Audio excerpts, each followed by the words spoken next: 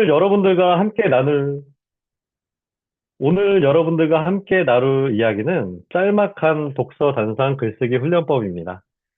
주제가 어떤 방법에 관한 이야기라니까 좀 특이하죠? 방법은 어떤 목적을 달성하는 데 도움이 되어야 하니까요. 뭔가 어색해서 여러 가지 목적을 생각해 봤습니다. 부자가 되기 위한 짤막한 독서 단상 글쓰기 훈련법은 어떨까?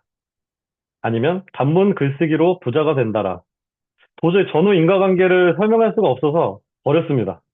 그럼 작가가 되기 위한 짤막한 독서 단상 글쓰기 훈련법은 어떠세요? 단문 글쓰기로 작가가 된다? 너무 당연한 말 같아서 포기합니다.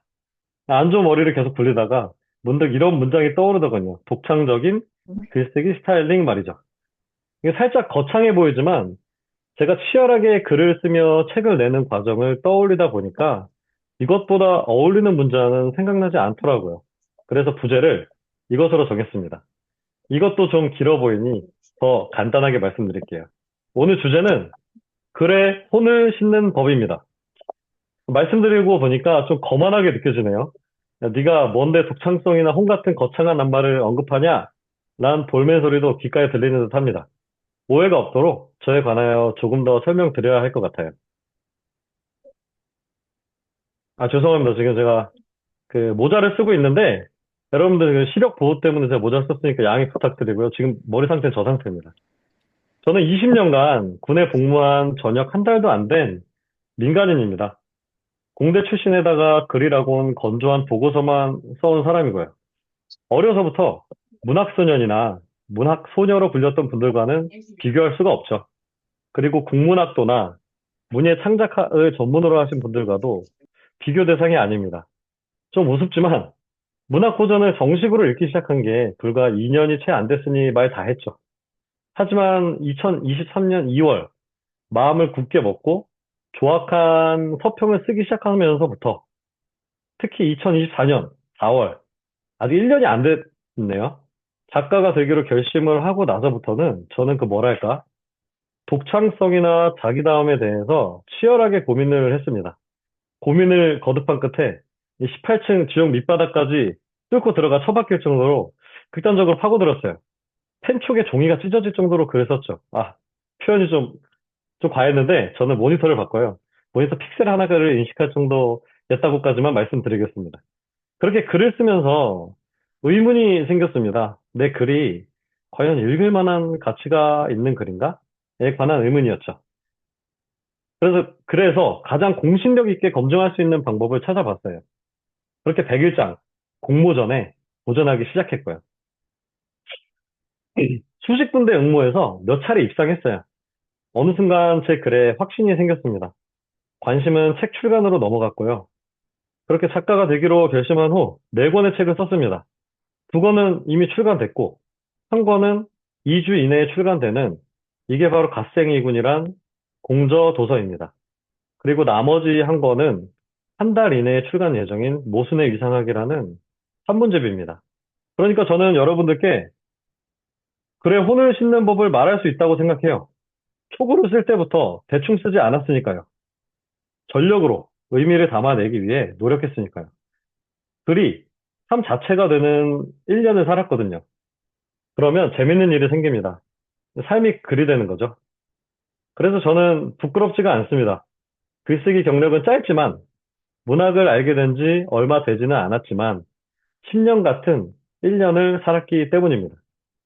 타고난 거 아니냐고요? 전혀요. 과거에 저는 글 쓰는 걸 좋아하지 않았고요. 보고서 쓸 때도 스트레스 잔뜩 받아가면서 투덜거리면서 글을 썼습니다. 독서량이 풍부해서 그런 것 아닌가 하는 분들이 계시는데, 글쎄요. 어려서부터 책을 가까이 하긴 했지만, 모조리 휘발되고 뭔가 남는다는 느낌은 받지 못했습니다. 그나마 2년 전 서평을 쓰기 시작하면서부터 쌓이는 기분이 들었어요. 아, 그때부터 지금까지 200권은 넘게 읽었는데, 이것도 독서량이 풍부하다고 할 수 있을지는 모르겠네요. 저는 여러분들께 이런 말씀을 드리고 싶어요. 태생부터 문학도가 아니었던 저이기 때문에 여러분들께 이런 말씀을 드릴 수 있는 것 같습니다. 무슨 말인가 하면 생업에 바쁜 일반인도 그리고 아이를 키우시는 어머니 기타 양육자 분들도 문학적인 글을 잘 쓸 수 있습니다. 라는 말이에요. 그것도 그냥 대충 쓴 글이 아니라 자기 다음을 녹여 넣은 글, 독자로 하여금 새로운 세계로 진입하게끔 하는 그런 글들 말이죠. 시간을 온종일 투자할 필요도 없어요. 제가 지금부터 말씀드릴 이야기들을 다 참고하셔서 여러분들의 상황에 맞게 적용해 보신다면 단언컨대 여러분의 독서 내공뿐만 아니라 문장에 여러분의 색깔이 담길 정도의 글을 쓰실 수 있을 겁니다. 오늘 강의는 이렇게 진행됩니다. 좀 심플하죠? 먼저 잘 쓴 글이 무엇인지, 글을 잘 쓰려면 어떻게 해야 하고 어느 곳을 공략해야 하는지 살펴볼 거예요. 그리고 이런 논의를 거친 다음에 이제 글근육 벌크업이라고 제가 좀 과한 용어를 또 써놨는데 아무튼 짤막한 독서단상 글쓰기 훈련법에 관한 이야기를 나누려고 합니다. 강의는 약 50분간 진행될 예정이고요. 10분 정도 질의응답을 나눠보겠습니다. 전체적으로 1시간 정도 소요되겠네요. 그럼 본격적으로 시작해 볼까요? 먼저 잘 쓴 글에 대해 이야기를 나눠볼게요. 저를 포함하여 여기 계신 분들 마음속에는 글 한번 잘 쓰고 싶다라는 욕망이 자리하고 있으니까요. 잘 쓴 글이 대체 뭔지 알아보는 것은 목표를 분명하게 규정하는 데 도움이 됩니다. 잠깐 세간의 통념을 살펴보시죠. 첫 번째 문장을 볼까요? 쉽고 간결하며 명료하고 정확한 글입니다. 많이 들어보셨죠? 인터넷에서 검색하면 가장 흔히 등장하는 말이기도 합니다. 상식적으로 생각했을 때 옳은 주장처럼 보이지만 글쎄요, 제게 좀 약간 이상하게 느껴집니다. 아리송하지만 잘 쓴 글, 장황하지만 잘 쓴 글, 좀 불분명하지만 잘 쓴 글, 부정확하지만 잘 쓴 글이 떠올라서 그런 것 같아요. 아무래도 이건 논리적인 글에 글쓰기에 들어맞는 주장이 아닐까라는 생각도 합니다. 물론 이 에세이 작가들 분들의 작법서를 보면 이런 이야기들을 하시지만 오로지 이 조건을 충족해야만 잘 쓴 글이다 라는 주장은 동의하기 힘들더라고요. 두 번째 문장을 볼까요? 읽은 사람이 좋아하는 글. 이거야말로 잘 쓴 글이 아닐까라는 생각이 바로 듭니다. 그렇죠. 글이라는 건 누군가에게 읽히기 위해 존재하는 법이니까요. 독자가 좋아하는 글이 잘 쓴 글이란 주장은 타당해 보입니다. 그런데 저는 오로지 말초적인 자극만을 목적으로 한 여러 글들이 떠오르더라고요. 읽고 나면 즉각적으로 휘발되는 뭔가 사탕 같은 글? 더 나아가 마약 같은 글? 클리셰 반복의 독자의 주머니를 탈탈 털어가는 글? 저도 스트레스를 받는 인간인지라 이런 류의 글을 자주 읽었습니다. 하지만 읽을 때마다 느끼는 건, 이건 잘 쓴 글이라기보다는 잘 번 글 같은데? 라는 생각이 들더라고요. 의미는 상관없이 재미를 극대화시킨 글이죠. 그러고 보니 이제 자본주의 사회에서는 오히려 이런 유행을 따라가야 옳은 게 아닐까 하는 생각도 살짝 해봅니다. 세 번째 문장을 한번 볼까요? 작가 의도가 독자에게 온전히 전달된 글입니다. 이 주장 또한 매력적으로 보여요. 그런데 뭔가 살짝 권위적입니다. 작가 의도가 어떠한 변형도 없이 그대로 독자에게 투사되는, 뭐랄까? 약간 위계? 아니면 일방향성 같은 게 좀 느껴지네요. 온전히 전달이란 말이 절대 변하면 안 돼. 이거 그대로 가야 돼. 라는 폭력처럼 느껴지기도 하고요. 책은 작가의 의도를 대중에게 전하는 것은 맞지만 작가의 의도가 헐끗하다 손상 없이 그대로 전달되어야 한다는 주장은 살짝 동의하기가 좀 힘드네요. 근데 결론적으로 셋 다 약간 탐탁치가 않습니다. 논리적인 글쓰기나 문학적인 글쓰기 둘 다를 아우르지 못하고요. 작가 혹은 독자를 향한 일방향적 관점이 역시 전체를 아우르지 못하는 것 같아요. 그래서 제 나름대로 잘 쓴 글을 재정의해 보았습니다. 저는 잘 쓴 글을 이렇게 생각합니다. 작가의 자기다움이 열쇠가 되어 독자의 고정관념을 열어젖히는 글. 이거는 어디 사전에 나온 이야기가 아니고 제가 지금까지 읽고 쓰면서 체화된 제 기준에 이제 잘 쓴 글입니다. 각자의 이제 잘 쓴 글이 있겠지만 저는 이걸 기준으로 오늘 이야기를 계속 진행을 할 거예요. 논리적인 글쓰기나 문학적인 글쓰기나 작가 고유의 관점이 빠지면 어떻게 될까요? 챗 GPT가 생성한 글과 다름 없게 된다고 생각해요. 그건 이를테면 껍데기죠. 단순히 기호와 의미의 1대1 매칭. 이걸 고스란히 적용한 그냥 정보가 될 뿐입니다. 독자로 하여금 아무런 감흥도 일으키지 못하는 거죠.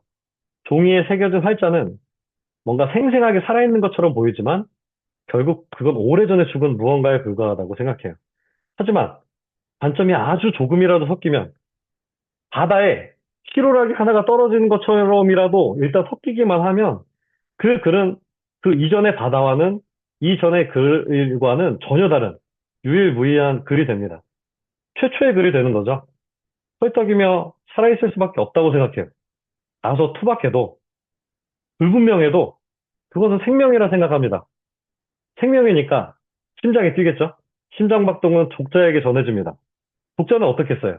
출렁거리죠. 고정관념이 흔들립니다. 그리고 자신의 생각을 재검토하게 되죠. 받아들일 것은 받아들이고 놔둘 것은 놔두고 그렇게 독자는 진화해 나가는 것 같아요. 저는 이런 글을 독자를 진화하도록 돕는 글을 잘 쓴 글이라고 생각합니다. 이렇게 쓰려면 어떻게 할까요? 잘 쓴 글이 뭔지 알아봤으니 이번에는 이렇게 쓰려면 어떻게 해야 하는지를 한번 알아볼게요. 불만을 가져야 합니다. 무슨 뚱딴지 같은 소리냐고요? 이거 절대 어그로 끌기 아니니까 끝까지 들어주시면 좋겠어요. 며칠 전에 6살 된 딸이 그러더군요. 이제 아빠를 괴롭히지 않겠다고. 제 딸 생일이 3월 13일이었으니까, 불과 10일 전이네요. 아무튼 이렇게 이야기를 해서, 그래도 저는 배신을 많이 당해서 믿어주진 않았죠. 하지만 그렇게, 뭐 못 믿겠어. 이렇게 얘기하면 안 됩니다. 딸의 심기를 제가 챙겨야 되거든요. 그래서 이제, 아이고, 우리 딸 다 아빠 당연히 믿지. 우쭈쭈. 이렇게 연기하면서 믿어주는 척을 했죠. 그러자 이제 기분이 좋아졌는지, 갑자기 제 목 위로 올라타더군요. 이건 괴롭히는 게 아니라 아빠 심심할까 봐 놀아주는 거야! 라고 외치면서요. 그 순간 제 머릿속에 뭔가가 성광처럼 지나갔습니다. 이거 글감인데? 예, 글감이라고 하면 뭔가 부처님이 보리수나무 아래에서 깨달음을 얻은 것처럼 고상할 법도 한데 제 글감은 이상하게 그렇게 고상하게 표현하지 않더라고요. 이거 뭐랄까 아르키메데스가 허둥지둥 목욕탕을 뛰쳐나올 때 그 번잡스러운 그 배경 같다고나 할까요? 자연스레 몇 개월 전에 놀이터에서 있었던 일이 떠올랐어요. 한참 글을 쓰다가 시계를 보니 어느덧 어린이집에 가서 아이를 픽업해야 하는 시간이 됐습니다. 좀 싫은 시간이죠. 부모님들은 잘 아시겠지만, 그 시간이 조금 더 늦었으면 좋겠는데, 그 시간은 어김없이 다가옵니다. 아무튼, 빨리 달려가서 아이가 나오기 전에 딱 시간에 맞춰 도착을 했습니다. 아이가 나오더니 아빠를 살짝 안고 놀이터로 뛰어갑니다. 그때 제 속마음은 이거였어요. 빨리 집에 가고 싶다. 하지만 이거 망상이란 거 다 아시죠? 친구들이 신나게 노는 놀이터. 이걸 뿌리치고 집에 갈 아이는 아마 없을 겁니다. 정말 신나게 놀더군요. 오후 6시가 됐고요. 아내에게 전화가 옵니다. 밥 배달했는데 왜 이렇게 안 데리고 오냐고. 속으로 이렇게 생각했죠. 역시 한 다리 건너서 지시하는 건 참 쉽구나. 그러나 속 얘기를 하면 절대 안 됩니다. 빨리 데려간다 얘기하고 아이한테 다가가서 슬쩍 말을 건넵니다. 아빠 말을 들을 턱이 없어요. 이 시기에 아이 귀에는 어떤 필터가 있나 봐요. 아빠 말을 노이즈로 인식해서 캔슬링 해버리는 뭐 그런 거 말이죠. 한참 실랑이를 벌이는데 아내에게 독촉 전화가 옵니다. 저는 이제 감호장 제도 아래에서 살고 있기 때문에 마음이 지는 거예요. 여러 가지 작성을 썼지만 다 실패하고 최후의 방법을 씁니다. 아이에게 속삭였어요. 아빠가 지렁이 젤리 줄 테니까 집에 가자. 근데 엄마한테 절대 말하면 안 돼. 아빠 집에서 쫓겨나. 딸이 갑자기 정색을 하면서 울음이 뚝 그칩니다. 나만 믿으라고 하면서. 그래서 그렇게 집에 갔는데 아내가 말합니다. 뭐 좋은 일이 있었길래 실실 웃으면서 저기 들어오냐고요. 저는 이제 우쭐해진 상태로 좀 얘기를 하죠. 제가 잘 데리고 놀았다고요. 근데 아이가 갑자기 엄마한테 달려가더니 엄마 아빠가 나 지렁이 젤리 먹였어. 이 말을 외치고 저는 그날 밤 멸종했습니다. 하도 어이가 없어서 긴 글을 썼죠. 이런 일이 한두 번이 아니었어요. 하마터면 철학자가 될 뻔했는데 그나마 철학자 아빠는 싫었는지 아이가 다행히 작가에서 멈춰주더라고요. 그때 알았습니다. 글이란 놈은 스트레스를 받으면 받을수록 잘 써진다는 걸 말이죠. 스프링을 누르면 다시 튀어나오려고 하는 것처럼 몸이든 마음이든 압력을 받으면 튀어나갈 준비를 합니다. 둘 중 하나겠죠. 말이 튀어나가냐, 행동이 튀어나가냐. 말은 가급적 자제하시고 행동을 취하시는 걸 권해드립니다. 물론 폭력을 행사하라는 말은 아닌 거 아시죠? 제가 권해드리고 싶은 것은 비폭력적인 행동, 글쓰기입니다.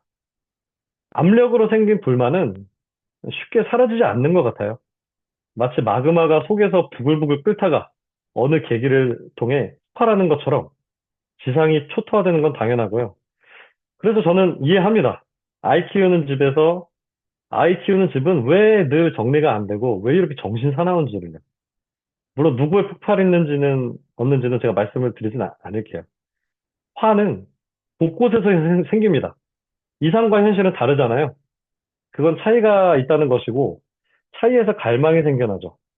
이상에 다다르고 싶다. 지금 이 추레하고 구질구질한 현실에서 벗어나서 휘황찬란한 그곳에 가고 싶다. 뭐 이런 바람이 몸을 움직이게 만듭니다. 그리고 그중 극소수는 글을 쓰기 시작하죠. 그러니까 다시 한번 말씀드리면 글이란 건 뭔가 부족함이 있어야 잘 써진다고 생각해요. 배부르고 등 따숩고 만족하고 뭔가 결핍을 느끼지 못하는 분들은 글을 쓰기가 좀 어렵죠. 한 가지 예를 좀 더 들어볼게요. 저는 10년 전에 췌장에 녹아서 괴사성 췌장염이라고 들어보셨을 텐데, 중환자실에 몇 달간 입원해 있었습니다. 그때 정말 죽음에 가까웠죠. 그 전에 물론 글을 안 썼고요. 병상에 누워서 한 20kg 빠지고 병상에 누워서 천장을 보니까 이제 주렁주렁 달린 링거가 보이더라고요. 그걸 보면서 몇 글자 끄적였습니다. 뭐 그냥 글 같은 건 아니고 그냥 끄적거리는 아시죠? 이게 그냥 한 줄, 링거, 뭐 느낌이 어떠네, 뭐 이런 별거 아닌 것들. 약간 스쳐 지나가는 키워드. 그때 왜 그런 생각이 들었는지 모르겠지만 그렇게 끄적거림으로써 뭔가 해소하고 싶었던 것 같아요. 그리고 2년 전에 서평을 쓰기 시작했는데 그 당시에도 생각해보면 저는 이제 스트레스 좀 많이 받던 시기였습니다. 왜냐하면 코로나가 심하게 발생하는 시기였거든요. 저는 신병교육부대에 지휘관을 하다 보니까 환자가 한 명이라도 발생하면 무조건, 무조건 들어가야 됩니다. 뭐 시간 관계없이, 뭐 주말, 휴일 관계없이 들어가서 조치를 해야 됐었던 시기였죠. 상급부대의 압박도 심했고, 제 스스로 어떤 강박이 있었기 때문에 스트레스가 더 커졌습니다. 그래서 이제 서평을 뭐 쓰기 시작했던 것 같은 느낌도 들어요. 그리고 이제 1년 전, 다시 제 건강이 무너지기 시작했어요. 전역을 결심했습니다. 그러니까 이 시기, 이 1년 전, 건강과 전역이라는 사태가 이제 본격적으로 방아쇠를 당긴 거죠. 글을 써서 작가가 되자라는 결심이 확고해졌고, 치열하게 썼습니다. 그러니까, 정리하면, 지금 여러분들 마음에 고민이 많으시다면, 미리 축하드리고 싶습니다. 고민은 불씨더라고요. 한 인간을 활활활 타오르게 해줍니다. 힘들었던 모든 순간 괴로우실 거예요. 하지만 그게 다 땔감입니다. 여러분이 글을 써서 태워버리면 그 모든 것이 허공에 날아가 버리거든요. 일종의 승화라고나 할까요? 저는 글을 쓰면서 그리고 책을 쓰면서 이런 경험을 수도 없이 해봤습니다. 평소에 불만이 많으시다고요? 그러면 진짜 놀라운 자질을 타고나신 겁니다. 그런데 불만에서 불만 보지 않는다는 게 중요해요. 만도 같이 봐야 합니다. 가득 찰 만. 그런데 불이 붙었네요. 가득 차지 못한 아쉬움이 부각되는 순간이죠. 갈라진 결을 보실 수 있는 눈을 가진 사람은 흔치 않거든요. 불에서 만까지 가는 여정을 들여다보면 대부분 불에서 멈춥니다. 차이를 인식하는 건 아무래도 귀찮은 일이니까요. 그러니 불만을 갖고 계신다고요? 글쓰기의 재능을 타고나신 겁니다. 한 가지 더 있어요. 과거의 삶을 떠올리기가 부끄러우시다는 분이 있습니다. 이 또한 축하할 일이에요. 그동안 그 생각을 얼마나 곱씹어 보셨겠어요.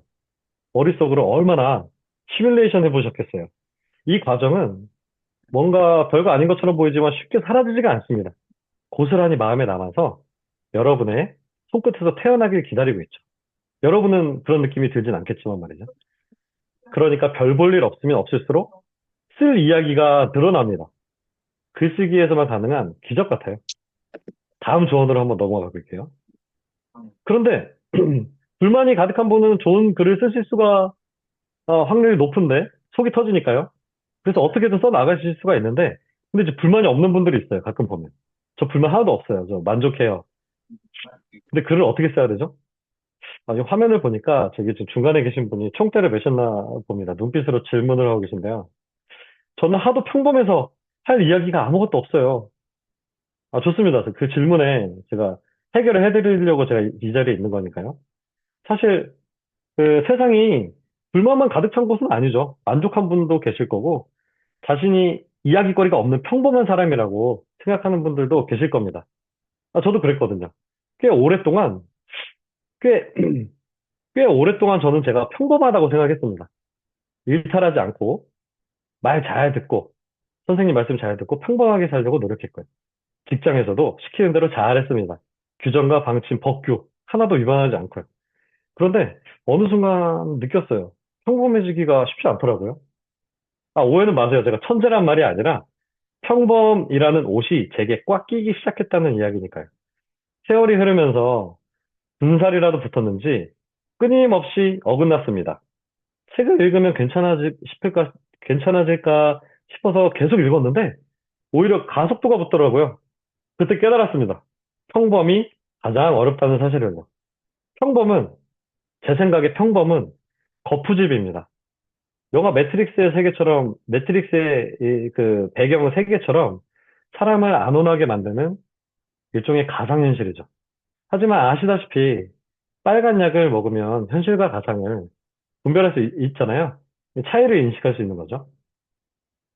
불만을 인위적으로 만들어낸다고도 볼 수 있습니다.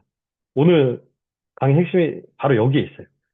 자, 지금부터 여러분들께 제가 만든 특제 빨간 약을 입에 넣어드릴 거예요. 자, 한번 삼키실래요? 아주 중간에 계신 분은 진짜 입을 벌려주시네요. 감사합니다. 저기 저분은 미간에 주름이 잡히셨는데, 이런 생각 하실 것 같아요. 네가 뭔데 감히 나한테 약을 먹여? 소름 끼칠 정도로 저를 정확히 보셨습니다. 저는 그렇게 대단한 사람 아니고요. 오해가 더 쌓이기 전에 연기를 좀 다시 할게요. 죄송하지만 여러분들은 빨간 약 직접 만드셔야 됩니다. 직접 손을 움직여서 불편하지만 입에 넣어야 하고요. 그럼 뭘 하냐고요? 저는 이제 약 만드는 과정과 손을 움직이는 방법을 알려드리는 거죠. 빨간 약. 빨간 약이 없다면 어디서 만들어야 되느냐? 내면에서 만들어야 합니다. 혹시 온 오프라인 글쓰기 클래스에 참가하시거나 수업을 받아보신 분들 많이 계실 것 같아요. 글쓰기 수업을 가만 살펴보면 대부분 이런 식으로 진행을 합니다. 강사가 뭔가 고귀한 이론 강의를 좀 하고 뭔가 이제 글감을 제공합니다. 이 수강생은 그것에 맞춰서 글을 막 써내죠. 그리고 이제 합평. 합평이 이제 서로 글을 읽고 거기에 대한 코멘트를 이야기해 주는 건데, 그럼 합평을 한 다음에 강사가 마지막으로 마무리 코멘트를 하면서 이 글은 전체적으로 어땠는데, 이렇게 이렇게 이 방향이 좀 부족하니 이렇게 좀 하면 좋겠어요. 라고 이제 말을 해줍니다. 겉보기엔 굉장히 무난하고 깔끔하고 뭔가 잘 진행되는 것처럼 보이지만, 이상하게도 제 눈에는 뭔가 한 가지 중대한 결점이 보입니다. 그게 뭐냐면요. 글감이 작가 내부에서 탄생하는 게 아니라 외부에서 던져진다는 점이 바로 그것이에요. 외부에서 던져준다는 것은 깊은 고민이 필요 없습니다. 심하게 말해서 받아 먹기만 하면 되죠. 인스턴트 식품처럼 빠르게 배를 채울 수 있습니다. 그래서 허기는 면할 수 있어요. 그러나 여기에 문제가 있다고 생각해요. 길들여지는 거죠. 그래서 뭔가 초월의 가능성은 제로가 된다고 생각합니다. 그러면 내부에서, 내면에서 도단한 건 어떨까요? 이거는 저는 이제 보석 같은 결정이라고 생각해요. 단단하게 굳어진. 현미경으로 봐야 볼 수 있을 정도로 작아서 찾기도 힘들고 심지어 배를 채우기란 불가능에 가까워 보입니다. 하지만 그건 역시 결정입니다. 단단하죠. 밀도가 높고요. 농도가 짙습니다. 그렇게 무언가가 충돌했을 때 꽝 하면서 대폭발을 일으킵니다. 엄청난 파편이 튀어나오겠죠. 성빈 유저는 순식간에 가득 차버립니다. 단 한 번이라도 이걸 경험한 사람이라면 외부에 의존할 필요가 없습니다. 그 어떤 경험을 하더라도, 독서도 간접 경험이잖아요. 그 어떤 책을 읽더라도 휩쓸리지 않고 모조리 자기화시킬 수 있으니까요. 그렇게 진정 독창적인 작가가 되고자 하는 분이라면, 혹은 자신의 개성이 강하게 담긴 서평을 쓰고자 하는 분이라면, 더 나아가 모든 일에 자신의 영혼을 불어넣을 줄 아는 사람이 되고자 한다면, 이 글감이라는 빨간 약은 스스로 만들어내야 합니다. 글 쓰는 방법도 시행착오를 겪어 나가면서 조형해 나가야 하고요. 저는 확실하게 여러분들께 말씀드릴 수 있어요. 이 모든 과정을, 이 밑바닥부터의 지금까지의 모든 과정을 저 스스로 맨 땅에 헤딩하면서 겪어냈으니까요. 그럼 다음 주제로 넘어갈게요. 자, 이렇게 쓰려면, 그럼 어디를 공략해야 하나? 어디를 공략해야 될까요? 전쟁의 역사를 살펴보면 힌트를 얻을 수 있습니다. 이게 군인이라 전쟁사를 계속 보다 보니까 거기서 뭔가 삶의 지혜를 얻어내는 경우가 있어요. 이번에도 바로 그런 경우인데, 나폴레옹 아시죠?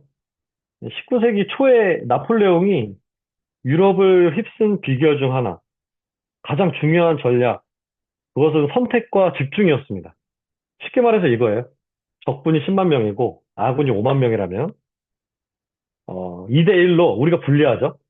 그런데 우리가 5만 명이 있는데 그 5만 명을 몽땅 적이 2만 명만 배치된 곳에, 그 연약한 곳에 밀어 넣는 거예요. 그럼 어떻게 될까요? 그 국지적으로 그 지점에서 전투력이 역전됩니다.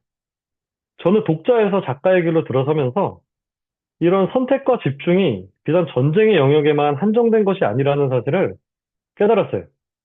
우리가 투입할 시간과 에너지는 한정되어 있잖아요.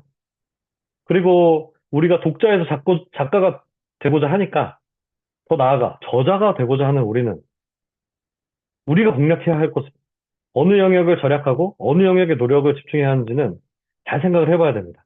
이 질문에 답하기 위해서 독자에서 작가로 변모하는 과정을 자세히 한번 들여다볼게요.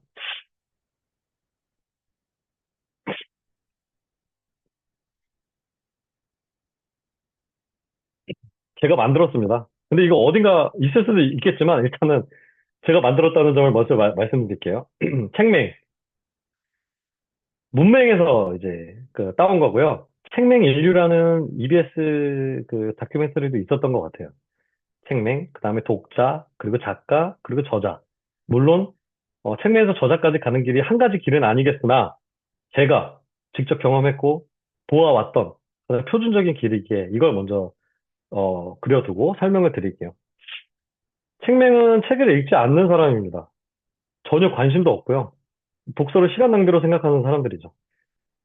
사실 다들 아시겠지만 책을 읽지 않아도 사는 데는 지장 없습니다. 지금까지 무리 없이 살아왔잖아요. 물론 학교 다닐 때 교과서는 있죠. 업무에 필요한 매뉴얼도 있고요. 어디까지나 생업에 실질적으로 도움이 되는 책만 읽는 겁니다. 그러다가, 그러다가 이 책맹 인류는 어떤 벽에 마주칩니다. 입시 실패, 투자 실패, 퇴사, 실직, 건강 악화, 번아웃, 경력 단절, 결혼, 출산. 그렇게 현재 자신에게 의문을 품게 되죠. 하지만 이게 쉽게 해결될 리가 없죠. 그제야 책 생각이 나기 시작합니다. 나와 비슷한 경험을 한 사람을 찾아서 지금 상황을 어떻게 극복해야 할지, 혹은 위로를 받기 위해서 책을 읽기 시작합니다. 그런데 벽에 마주치지 않아도 자연스럽게 책과 마주하는 사람들이 있습니다. 성공하고 싶은 사람들이죠. 좀 더 진취적으로 삶을 꾸려나가고 싶은 사람들 또한 책을 읽기 시작합니다. 왜냐고요? 세상의 모든 성공한 사람들이 이구동성으로 말하잖아요. 내 성공은 독서 때문입니다. 이렇게 요약되는 문장 많이 들어보셨죠? 그래서 어찌됐든 책맹은 조금씩 책을 읽어 나갑니다. 근데 어려워요. 읽는다는 건 기회비용이니까요. 수많은 즐거움을 포기하고 대신 책에서 즐거움을 찾아야 하는데 아직 습관이 돼 있지 않기 때문에 괴롭습니다. 조금이라도 쉽게 책을 읽는 방법은 없을까? 이 책맥은 이제 조금 더, 좀 더 좋은 독서법을 찾는 길을 이제 택하는 거죠. 그러다가 어느덧 독자로 넘어갑니다. 독서에 익숙해지는 시간이죠. 의자에 오래 앉아 있을 수 있게 됩니다. 글자를 읽을 때 문장 단위로 수월하게 의미 파악이 되고요. 앞 페이지 뒤적이지 않고도 내용을 쉽게 이해하게 됩니다. 완독까지는 여전히 어렵지만 어찌됐든 성공합니다. 기억나는 것은 별로 없지만 뿌듯한 감정이 들고요. 뭔가 해냈다는 성취감이 온몸을 감쌉니다. 이내 독서 중독자가 되죠. 어느새 책을 읽는 속도보다 구매하는 속도가 빨라집니다. 책장에는 읽지 못한 책들이 이제 한가득 쌓여가요. 책을 통해 지식을 얻고 다른 삶을 경험한다는 매력에 빠져서 독서 중독자는 한 차원 더 중독이 되고야 합니다. 그리고 그 중에 아주 일부는 어떤 갈망을 마주하게 되죠. 글을 쓰고 싶은 마음입니다. 책을 읽고 한 줄이라도 뭔가 끄적이기 시작합니다. 하지만 어려워요. 왜냐고요? 이 역시 기회비용이니까요. 습관이 되기 전까지는 괴로울 수밖에 없는 일입니다. 다음 작가죠. 서평을 쓰기 시작합니다. 뭐 어찌됐든 저는 서평으로 시작했어요. 처음엔 틀에 박힌 글을 씁니다. 그 과정을 수없이 반복하다 보니 글 쓰는 시간이 단축됩니다. 이제는 책을 읽을 때 글쓰기를 염두에 두고 읽게 되고요. 그렇게 독서의 밀도가 높아집니다. 수십 편의 서평을 쓰다 보니 조금씩 틀에서 벗어나고 싶어져요. 그러다가 도저히 서평의 틀로 소화할 수 없는 책을 만나게 됩니다. 작가는 일탈하기 시작하죠. 자신의 언어로 옹알이를 시작하고 감정을 담기 시작하면서 어느덧 독자의 마음을 울리는 지경까지 다다릅니다. 그렇게 시간이 흘러 작가는 책을 쓰고 싶어 해요. 하지만 어려워요. 책을 내려면 기획이 있어야 하고 하나의 주제로 그 수십 편을 엮어서 써야 되니까요. 습관이 되기 전까지는 역시나 괴로울 수밖에 없는 일입니다. 그렇게 책을 출간합니다. 마침내. 그동안 겪어온 과정 덕분에 어떤 특정 분야의 전문가가 되죠. 자신의 인생을 한 권의 책으로 녹여냈기 때문에 삶의 주도권을 확보합니다. 마침내 진정한 독립이 이루어지는 순간이에요. 어떠신가요? 제 경험을 살짝 일반화시켜서 좀 얘기를 해봤는데요. 그럼 여기서 퀴즈를 내볼게요. 그럼 글을 잘 쓰려면 이 중에서 어느 지점을 공략을 해야 될까요? 네, 지금 이거 주관식 문제로 좀 답을 하기 어려우시죠? 좀 더 다른 각도에서 한번 살펴보겠습니다. 지금까지는 진화의 관점에서 바라봤지만, 이번에는 교집합의 관점에서 좀 바라볼게요. 답이 보이시나요? 저 노랗게 칠해놨는데, 저는 독자와 작가 사이의 교집합, D를 주목합니다. 지난 1년을 돌이켜봤을 때, 좀 더 확장하여 서평을 쓰기 시작한 2년까지 확대해봤을 때, 제 글쓰기 스타일을 확립해줬고, 문체를 가다듬어줬고, 언어 감각을 예리하게 갈고 닦아준 영역은 바로 D였습니다. 이곳은 가장 극적인 장소이기도 합니다. 읽는 사람에서 쓰는 사람으로 변화하는 장소이기 때문이죠. 그리고 이곳은 일방향이 아니에요. 보시면 아시겠지만 작가는 저자로 가려고 했다가 저자가 됐다가 다시 글감을 찾기 위해 독자로 돌아갑니다. 그러니까 이 D라는 지역의 특징은 끊임없이 오고감이 이루어지는 현장입니다. 작가와 독자의 사유가 충돌하는 그런 용광로죠. 제 생각에 이곳은 문학적인 표현으로 감성의 지배를 받는 불의 장소라고 생각해요. 그럼 다른 교집합은 어떨까요? B랑 F가 보이네요. B부터 보죠. 이곳은 책명이 독자가 되어가는 지점입니다. 생각해보세요. 이때 어떠셨어요? 독서법 자체를 몰라서 헤맸고 그나마 이제 주서들은 독서법을 적용해 보려고 노력을 합니다. 냉정하죠. 법이 없으면 법에 법이 없으면 읽기가 성립을 못하는 장소이고요. F는 어때요? 작가는 저자가 되려고 이제 기획을 하기 시작하는데 이 기획 역시 이성의 영역이죠. 틀에 맞춰야 하기 때문에 차갑습니다. 정리해보면 이 두 곡, B와 F는 이성의 지배를 받는 뭐랄까? 얼음의 장소라고나 할까요? 그러니 얼음에서 뭔가 이제 움직이기가 어렵잖아요. 제 생각에 뭔가 부글부글 끓고 뭔가 자기 지금의 자신을 초월할 수 있는 그런 씨앗이 자라날 수 있는 대지는 D가 될 수밖에 없다고 생각해요. 변증법이 항상 적용되는 곳.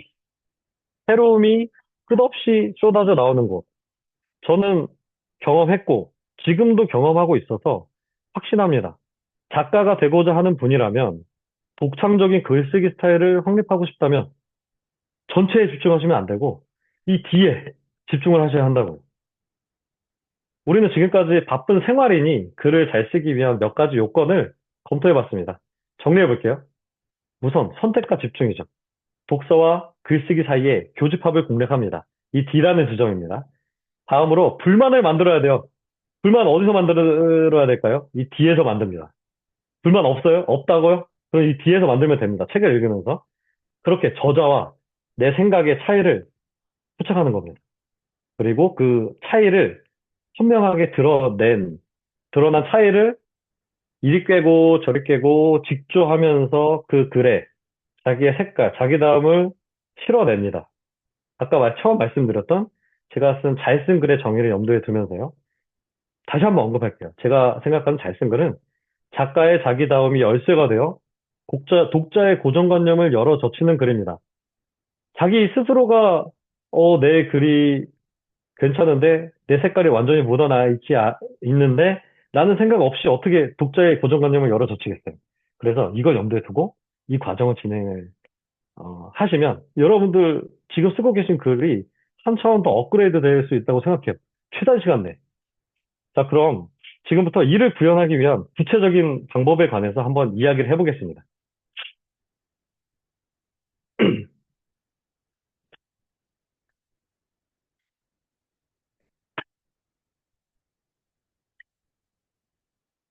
짤막한 독서 단상 글쓰기 훈련법에 대해 이야기 나누기 전에 왜 이런 방법론이 필요한지 한번 생각해 볼 필요가 있어요.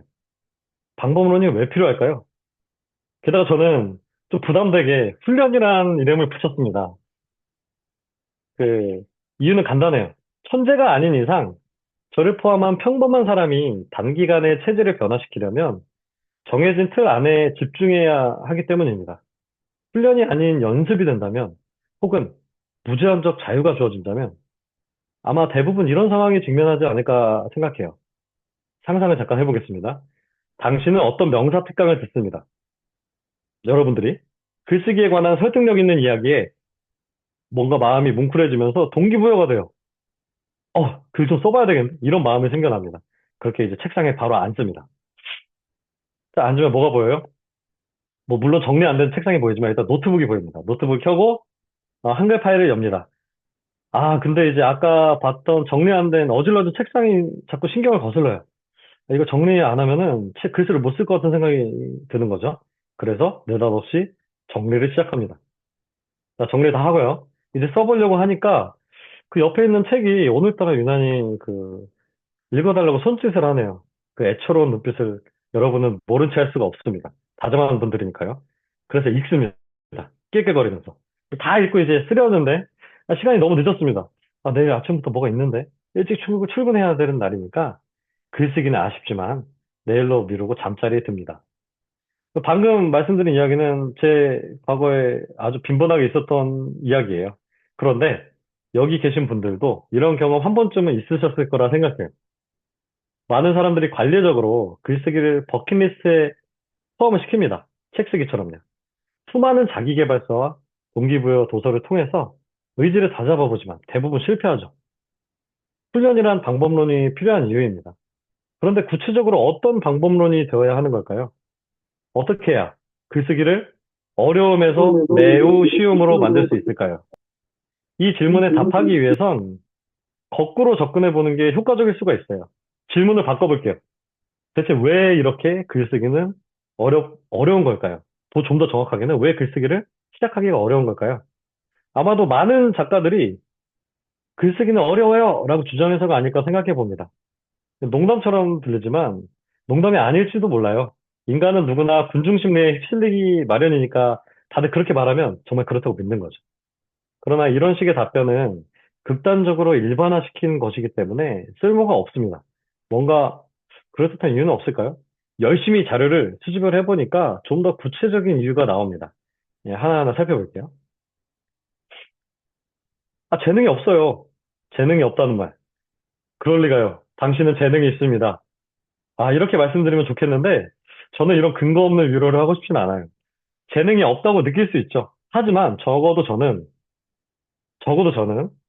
뭐 저는 이제 재능이 있다고 저 스스로 생각하진 않지만, 적어도 저는 재능이 있어야 글을 잘 쓴다는 말은 믿지 않습니다. 왜냐하면 글쓰기라는 것은 생각보다 엉덩이를 의자에 오래 붙이고 있어야 하는 일이니까요.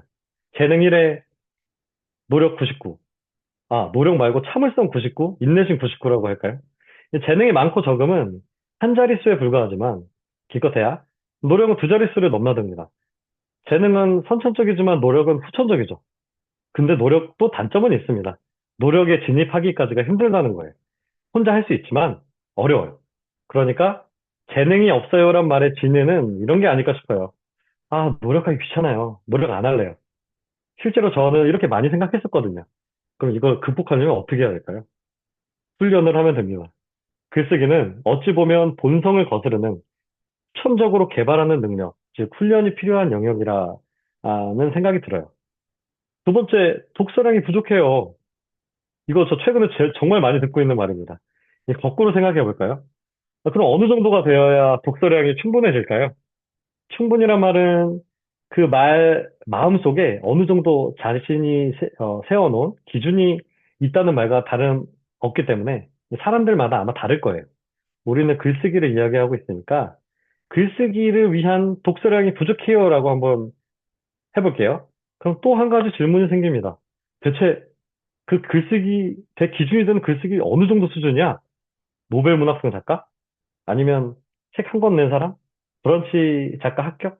이 꼬리를 물고 생각하면 생각할수록 그 글쓰기라는 게 참 백인백색입니다. 기준 자체가 모호한 거죠. 그러니 그것에 의존하고 있는 독서량은 보세요. 기준이 흔들려요. 기준이 없는 거나 다름없죠. 독서량이 필요합니다. 항상 부족할 수밖에 없죠. 채워지지 않는 갈망이라고나 할까요? 저는 몇 년 전에 6개월간 100권의 책을 읽은 적이 있었는데요. 늘 독서량이 부족하다고 생각했습니다. 그때도.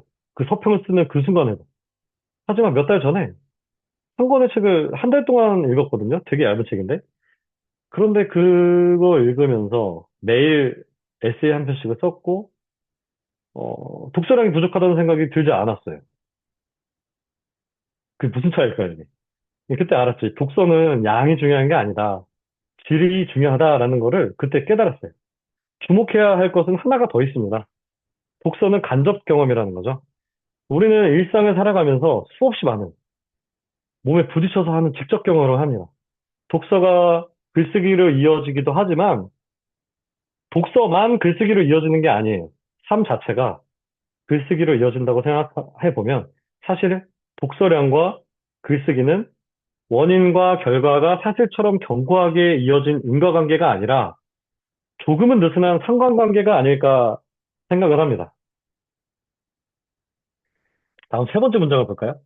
바빠서 시간이 없어요. 아, 네, 너무 이해합니다. 이거. 무척 공감하고요. 특히 이제 야근 밥 먹듯이 하시는 분들은 이 말을 이해하실 거예요. 새벽 독서를 하려고 하면 그날 아침부터 벌어질 일이 생각이 납니다. 점심시간에 독서를 하려고 보니까 동료랑 수다 떨다 보니까 시간이 다 갔어요. 이 저녁에 짬내서 독서를 하자니까 너무 피곤하고 가끔은 그날 너무 이제 사람들한테 치여서 하루를 보상받고 싶다는 생각에 그냥 흥청망청합니다. 그렇게 책도 못 읽고 글도 못 쓴 채 시간만 흘러가죠. 오래 못했으니까 다음해 내년에 목표에 집어넣겠다고 위안 삼으면서요. 저는 이게 다 책을 많이 읽어야 한다, 글을 잘 써야 한다란 강박 때문에 생기는 일이라고 생각해요. 자연스러운 거죠. 저도 예전에 그랬거든요. 하지만 수많은 독서법을 적용해보고 많은 글을 쓰다 보니 알게 됐어요. 책을 단번에 완독하는 것보다 조금 조금씩 나눠 읽으면서 그 문장과 부딪히는 삶, 그 삶을 곱씹어보고 아주 적은 분량의 글을 조금씩 끄져보고 메모장에 기입해보는 일이 글을 쓰는데 정말 큰 도움이 된다는 사실 말이죠. 쪼개면 부담이 없어집니다. 우리의 일상은 바쁘니까 쪼갠 다음 집중하면 됩니다. 그렇게 하루의 벽돌을 쌓으시면 되죠. 다음 벽돌은 다음날 쌓으시면 됩니다. 두 번째 벽돌을. 그리고 세 번째 벽돌을. 그러다 보면 의식하지 않고 그냥 일상을 충실하게 살아내다 보면 어느덧 웅장한 벽돌집이 만들어지더라고요. 작가가 글을 쓸 때 뭔가 뚝딱 한 번에 완성한다고 생각을 하시나요? 책은 어떠세요? 뚝딱 출간이 되는 것처럼 보이실까요? 제가 경험해 보니까 글과 책은 벼락치기라기보다는 그냥 뭐 이런 말씀 드리면 조금 이상한 표현일 수도 있는데 일상을 야금야금 주워 모으는 것이 아닐까라는 생각이 들어요. 일상을 야금야금 주워 모은다. 작은 목표, 그리고 작은 성공의 누적. 이게 큰 성공으로 이어진다는 말은 그 어떤 분야보다도 글쓰기에 있어서, 책 쓰기에 있어서 적확한 말이라는 생각을 해요. 그러니 바빠서 시간이 없다고요? 힘드시겠지만 기쁜 일이라고 생각을 합니다. 왜냐면 이미 집중력은 확보돼 있어요. 조금 적은 시간에 온 그 집중력, 주의력을 투자를 해야 됩니다. 속으로 쫄린다고 하면 좀 이해하실까요? 짧은 시간에 뭔가를 쏟아내야 되니까, 모든 집중력이 거기에 이제 투사되는 겁니다. 처음부터 완벽한 글을 쓸 필요도 없고, 단번에 많은 분량의 책을 읽을 필요도 없어요. 순간순간 조금씩 나눠 읽고 짧게 쓰면 되니까요. 이 세 가지를 이제 우리가 검토를 해봤습니다. 근데 이 세 가지 이유가 분색해졌네요. 얘기를 하다 보니까. 그러자 이놈들이 힘을 합쳐서 저한테 이제 마지막 이유를 던집니다. 뭘 써야 할지 모르겠어요. 이건 근데 그나마 앞선 이유들보다 좀 낫네요. 이제 쓰기는 쓸 건데 어떻게 써야 하는지 알려달라라는 말이니까요. 그러면 제가 지금부터 무척 구체적이고 실질적인 방법론, 짤막한 독서단상 글쓰기 훈련법 30일 프로그램을 여러분들께 소개를 할게요. 검증은 제가 했습니다. 제가 했고요. 어디 뭐 특허 내진 않았지만 제가 했고 이대로만 하시면 여러분들은 30일 지났을 때 여러분들 글이 확연하게 달라져 있다는 거를 느끼실 수 있을 거예요. 하루에 딱 1시간만 투자하시면 됩니다. 더 투자하지 마세요. 1시간. 그리고 꾸준히. 뭔가 약을 파는 것 같긴 한데, 죄송합니다. 일단 효과가 있다는 점을 다시 한번 말씀드리고, 약 파는 거 아니고요. 어, 지금 이 다음부터는 이 그, 어, 이 지금 짤막한 독서단상 글쓰기 훈련법이라는 이름이 기니까 짤독단글로 축약시켜서 좀 말씀드릴게요. 자, 준비 단계입니다. SNS 계정을 만들고 책 고르고 분량 쪼개기. 준비 운동을 하지 않고 달리면 관절에 무리가 갑니다. 운동에 돌입하기 전에 몸을 조금씩 적응시키는 게 중요하죠. 이 짤뚝단글도 준비가 필요해요. 훈련 돌입 첫날 가장 먼저 해야 할 일은 어, 좀 우습게 보이지만 SNS 계정 만들기입니다. 시작이 SNS 계정을 만드는 일에는 좀 이상하게 들릴 수도 있겠네요. 다르게 말씀드릴게요. 사실 이거는 공개 기록용입니다. 공개 기록용이에요. 당신이 쓴 글을 누가 볼지 모릅니다. 아무도 안 보겠죠. 처음에 당연히. 지금 구독자 빵이니까. 하지만 이건 가장 중요한 독자에게 신호를 주는 겁니다. 그 독자가 누구냐고요? 제1의 독자. 바로 당신이에요, 당신. 바로 당신이 제1의 독자입니다. 다른 사람 아무도 몰라도 당신은 자각합니다. 지금부터 여러분들이 쓰는 글이 만천하에 공개된다는 것은요. 부담되신다고요? 그래서 시작에 넣었습니다. 빈털터리 계정에 누가 찾아와서 누가 글을 읽지 않을 테니까요. 지금은 오로지 본인이라는 독자에게 신호를 주는 것으로 충분합니다.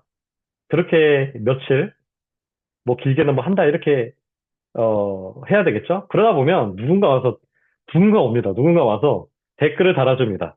물론 부업 계정일 수도 있어요. 지나가다가 서로 이어 신청하는 분일 수도 있고. 하지만 어찌됐든 뭔가가 달립니다.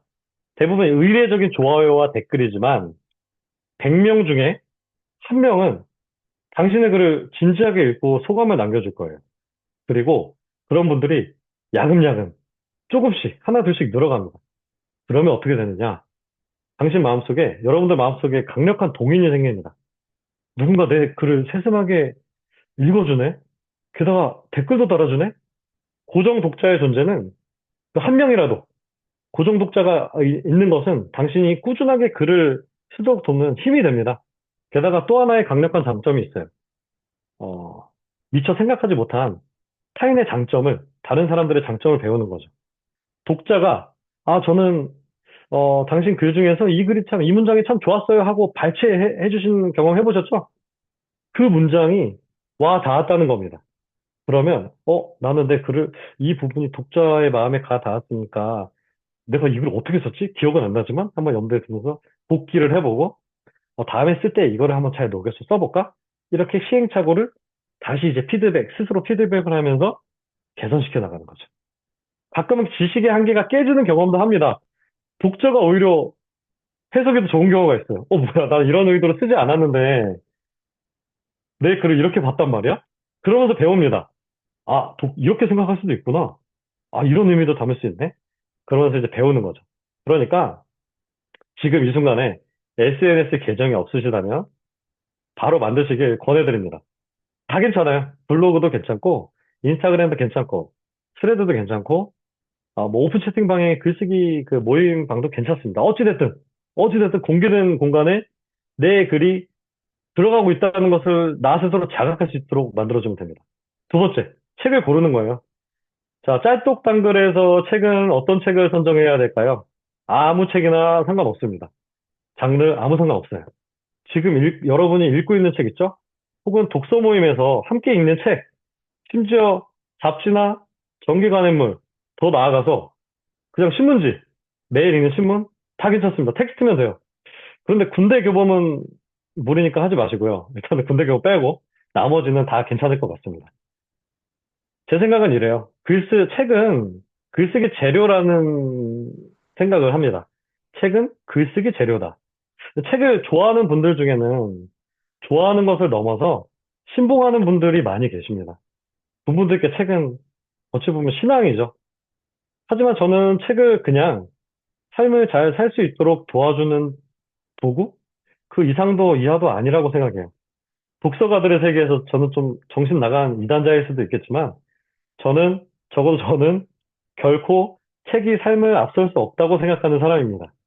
이렇게 생각을 해야지 저자의 사유에 압도당하지 않을 수 있어요. 여러분도 책 읽다가, 우와, 이 책을 어떻게 썼지? 너무 대단한데? 아, 이 문장 어디서 발견했지? 이거 어떻게 쓰는 거야? 아, 너 쭈그러져 있어야 되나? 아, 나 글 못 쓰겠어. 포기할래. 잠깐 안 될래. 아, 이 책 버릴래. 아, 버리진 않겠죠. 좋으니까.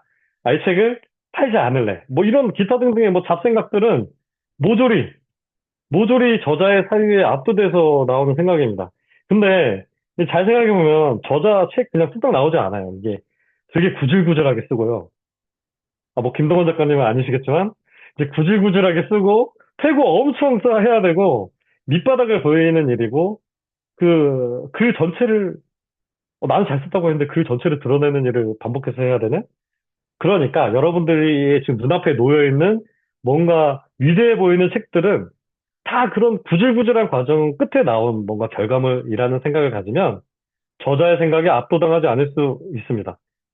내 생각을 피워내려면 무조건 바나나가 돼야 돼요. 그 책을 읽으면서. 책을 읽으면서 고분고분해지지 말고 아무리 사람들이 신봉하고 좋다는 뭐 예를 들면 사피엔스나 뭐 총균세 이런 책들 있죠? 고전들? 세계 문학 고전, 노벨상 문학상 탄 것들. 거기서 삐딱하게 생각을 하실 필요가 있습니다. 아, 근데 난 이거 마음에 안 드는데? 아, 이런 문체 별로 마음에 안 들어. 다 좋다고? 근데 난 아니야. 이런, 이런 그 감정을 포착해 내시는 게 참 중요합니다. 약간 이야기가 좀 약간 삼천포로 빠졌는데, 어찌됐든 저는 책이 삶을 앞설 수 없다고 생각하고요. 초반에 이야기한 것처럼 글을 잘 쓰려면 불만이 있어야 된다고 말씀드렸죠? 저자 사이에 불만을 가지세요. 그래야 정반합 불만 변증법이 생겨납니다. 아무튼 아무 책이나 한 권 선택합니다. 우리는 한 달을 잡았는데 준비하느라 하루를 썼으니까 28일이 남았네요. 28일 동안 나눠 읽을 수 있을 정도로 이제 계획을 짜봅니다. 300페이지 책을 읽는다고 생각해 볼까요? 그 하루에 10페이지입니다. 10페이지는 읽으실 수 있죠? 하루에 10페이지 읽는데 얼마나 걸릴까요? 이거 화장실에서도 읽을 수 있을 것 같은데 어찌됐든 10페이지는 부담이 되지 않습니다. 바쁜 일상을 살아가면서 충분히 실천할 수 있을 것 같고요. 여기까지가 첫날 준비할 것들입니다. 별것 없죠? 그냥 앞으로 한 달 동안 이럴 겁니다. 계속 별거 없고요. 별것이 없어야 오래 할 수 있습니다. 읽기도 쓰기도 제 생각에 사실 별것 아닌 일이에요. 일상이 돼야 되는 거죠. 자, 그럼 다음 단계로 한번 넘어가 볼게요. 본격적으로 1단계입니다. 2주 동안 진행할 거예요. 목표는 감각의 해상도를 높이는 겁니다. 1단계 약간 그 뭔가 제목을 이상하게 또 적어놨는데 이제 좀 말장난하는 걸 좀 좋아합니다. 경이로운 끄적거림? 끄적거림이 어떻게 경이로울 수가 있지? 그럴 수 있더라고요. 제가 이게 지금 강의를 준비하면서 느껴보니까. 우선 우리가 10페이지 정도 되는 책을 단번에 읽어봅니다. 시간을 재보니까 대략 20분 정도 걸리는 것 같아요. 그러면, 하루에 분량 10페이지 읽는 거는 한 20분 정도 세팅하자. 딱 메모를 해놓고, 자, 지금부터 글을 써봅니다. 뭘 쓰냐고요? 그래서 저도 잘 모르겠어요. 그러니까 일단 쓰세요. 이 말을 들으시면 어떤 기분이 드세요? 이 수많은 작법사에서 이렇게 얘기합니다, 맨날. 그냥 쓰래요. 어찌됐든 계속 쓰라고. 앉아서 써라. 글쓰기를 잘하려면 일단은 뭔가 해야 된다. 그런 문장을 읽을 때마다 저는 속으로 열불이 납니다. 아, 저런 분은 바로 누가 못해? 라고 투덜거렸죠. 저는 그래서 여러분들 화를 좀 가라앉히고자 조금 더 구체적으로 말씀드릴게요. 책을 읽기 전에, 일단 독서입니다. 20분 동안 하는 독서. 책을 읽기 전에 이런 결심을 하세요. 아, 오늘 읽을 분량에서 내 마음에 와 닿는 한 문장을 반드시 뽑아낼 거야. 그 문장은 크게 공감한 문장일 수도 있고, 아니면, 아, 내 생각과 완전히 반대되는 문장일 수도 있습니다. 마음을 잔잔하게 울리는 문장이 될 수도 있고요. 아니면 파도처럼 내 감정을 뒤흔드는 그런 흔들리게 만드는 문장일 수도 있습니다. 한편 놀랍도록 유려해서 감탄사를 불러일으키고 필사를 부르는 문장일 수도 있고요.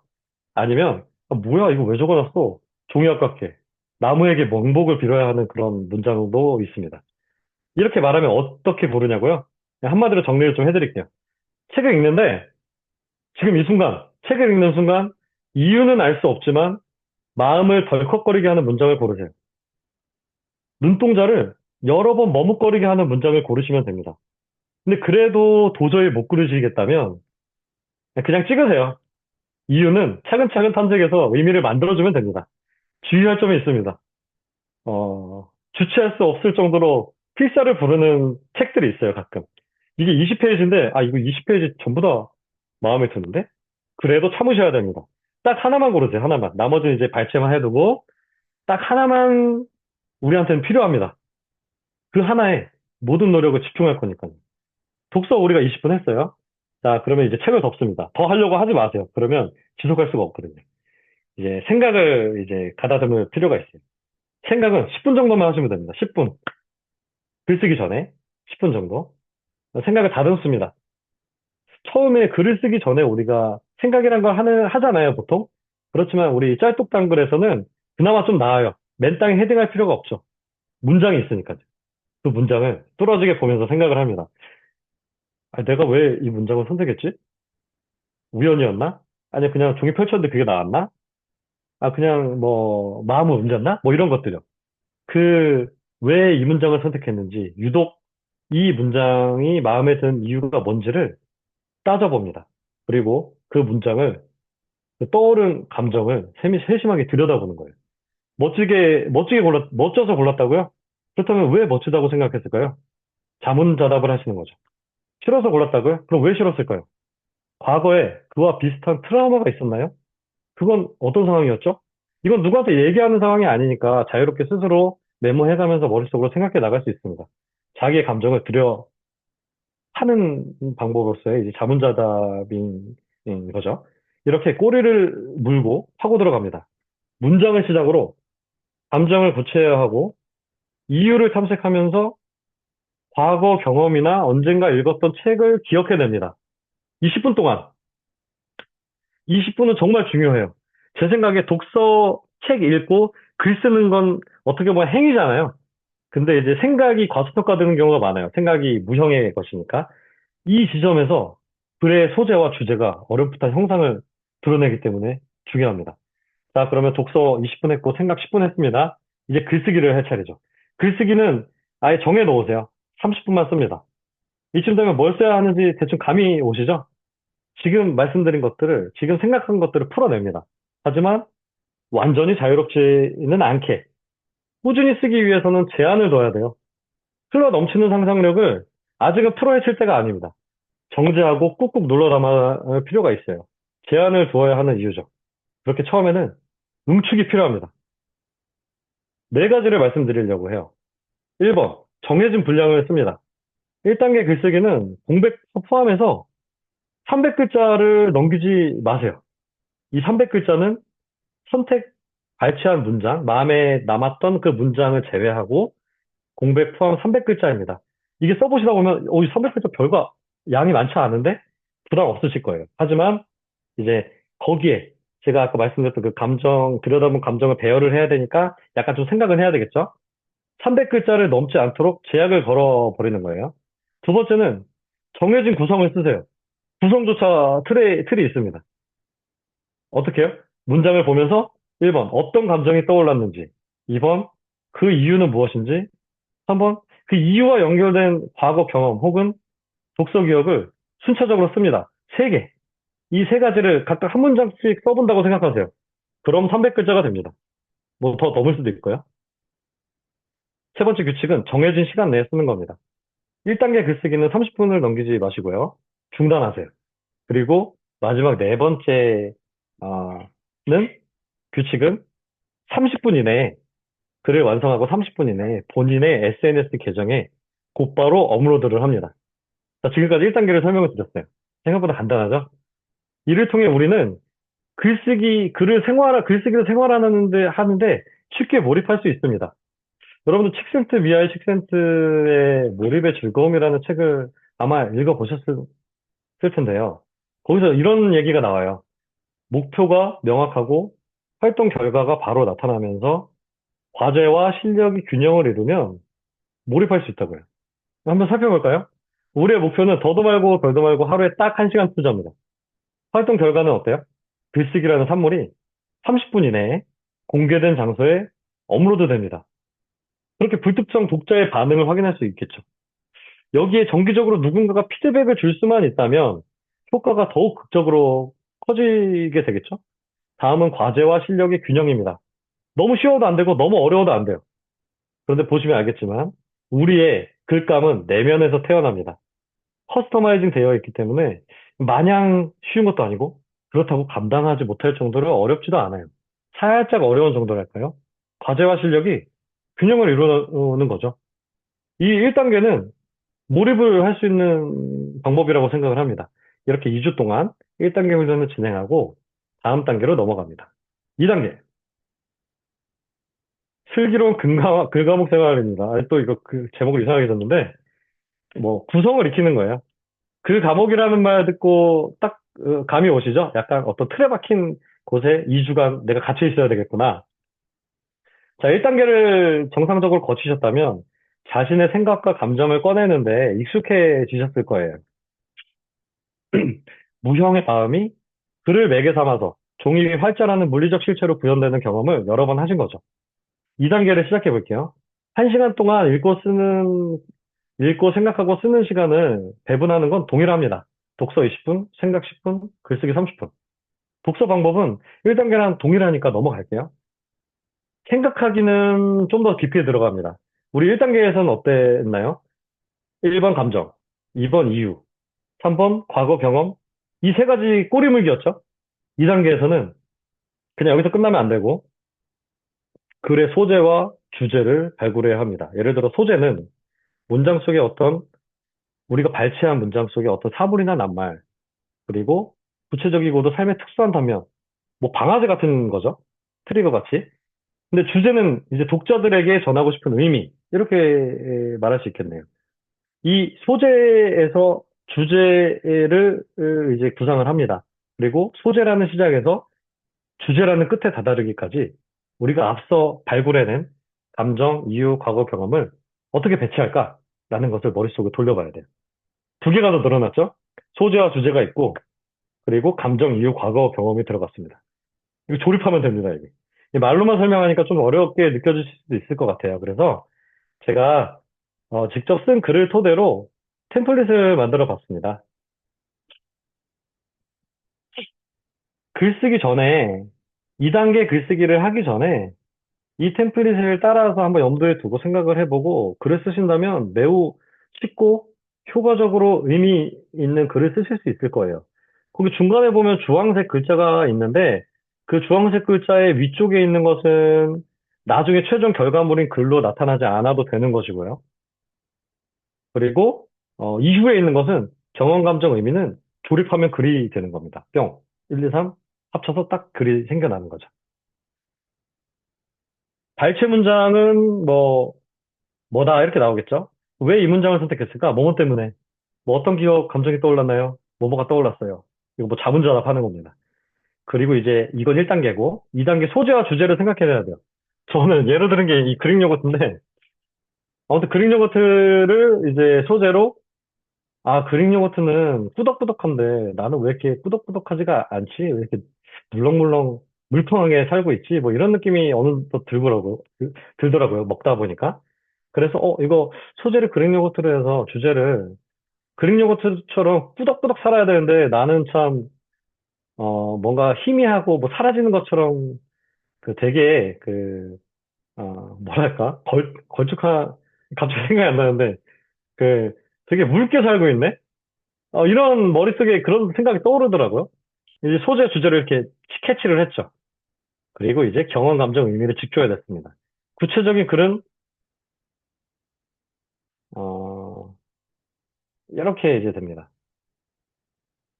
저는 이 단상을 기초로 이어 붙였어요. 이 단상 보시면 경험 한 100몇 글자, 감정 100몇 글자, 의미 100몇 글자. 합치면 위에 적어 놓은 것처럼 462글자, 500글자가 좀 안 됩니다. 500글자, 좀 안 되고요. 하지만 전체적인 글 전체에 대한 구성이 짜임새 있게 들어가 있어서 확장이 가능합니다. 템플릿이 과목처럼 느껴지기도 해요. 맞아요. 이건 글 과목입니다. 그런데 여러분의 잠재력을 응축시켜주는 과목입니다. 1단계와 마찬가지로 정해진 30분 이내에 쓰셔야 되고요. 분량은 500글자 넘지 않게 합니다. 더 쓰고 싶으셔도 2단계에서는 500글자 넘지 않게 노력해 주세요. 스레드 분량 제한도 450글자, 500글자죠. 딱 거기에 맞게 이제 잡아 두시고 초고 분량이 썼는데 너무 많은데? 넘치는데? 그러면 지금은 500글자 이내로 써야 되니까 어느 부분을 덜어낼지 고민하는 게 더 효과적입니다.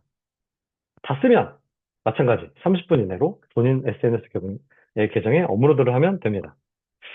이렇게 되면 어느 순간 책을 읽지 않아도 문장이 없어도 그냥 서점에서 책 제목만 봐도 그 제목에 이 열쇠가 돼서 제 기억의 그 문을 열어 젖힙니다. 경험하는 모든 곳에서 글을 뽑아낼 수 있게 되는 거죠.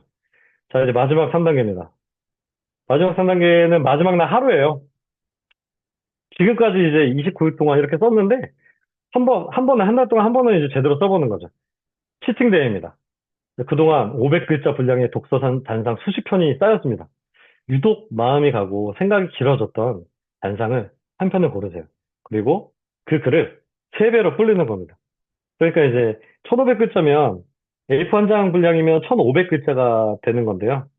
온전한 에세이로 완성시켜보는 경험을 하는 겁니다. 어려울 것 같으세요?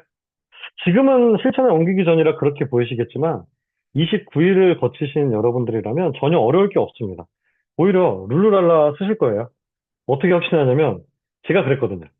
단상 하나를 고르고 그리고 제가 기존에 썼던 다른 단상의 사리를 따오고 구성을 내 마음대로 바꾸고 소재와 주제의 연결 방식을 달리해보고 그리고 마침내 어울리는 제목을 딱 달고 이 지점이 되면 여러분들 우리가 문장에서 시작했잖아요.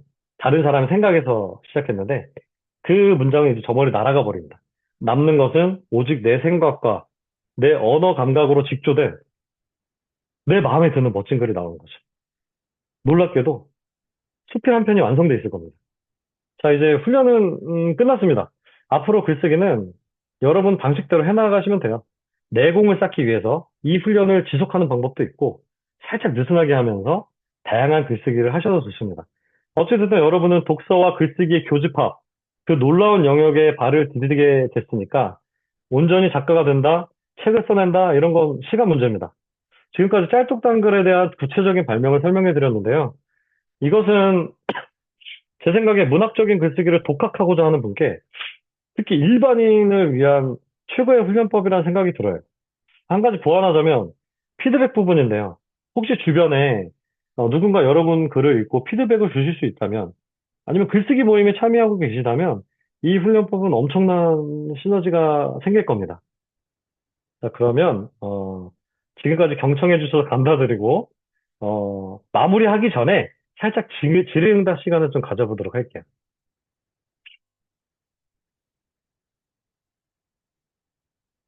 제가 문자를 아직 못 봤는데 문자를 한번 열어보겠습니다.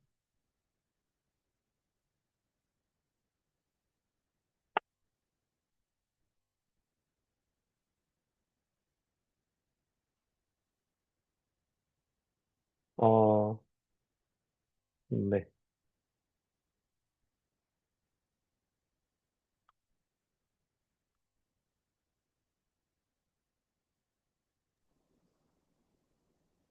네, 뭐 궁금하신 분들 있을거나 아니면은 뭐 질문이 아니라면은 어떤 작가님의 강연에 대한 뭐 이런 이야기 좋았던 부분을 나누셔도 좋을 것 같습니다. 아, 찐따님께서 질문 남겨주셨는데, 네, 문자로 말씀해 주시는 것도 좋습니다. 우리 두 분, 그 과정 중에 가장 힘들었던 순간이라면, 1, 2, 3단계를 말씀하시는 거겠죠? 저는 1단계가 제일 힘들었습니다. 왜냐면, 처음으로 이제 문장을 읽고 제 속을 뒤집어서 까는 그런 시간이잖아요. 근데 이제 그게 익숙하지가 않으니까, 아, 이거를 어떤 감정을 어디까지 글로 옮기고 생각을 해야 되지? 그 부분이 좀 가장 힘들더라고요. 그래서 그냥 이 그 기계적으로 여기 제시된 1, 2, 3단계를 놓고 보자면 1단계가 제일 힘들었던 것 같습니다. 그리고 이제 원진님 브런치에 그 연재로 글을 올리려다가 책을 낸다고 하면 내용이 벌써 오픈된 상태인데 올리는 것이 좋습니까? 저는 일단은 올려두시고 그러면 이제 독자 반응을 볼 수 있거든요. 그럼 이게 좋은 글인지 매력적인 글인지 좀 피드백을 받을 수 있고요. 그리고 이제 출판사에서 그걸 보고 연락이 오기도 해요.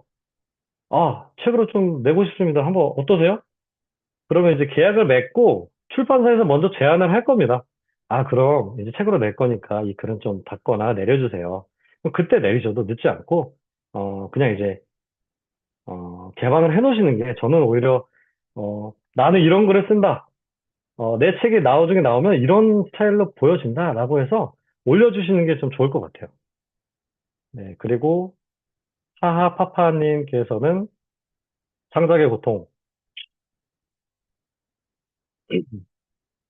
아, 1일 1포는 정말 대단하시네요. 1일 1포 쉽지가 않은데.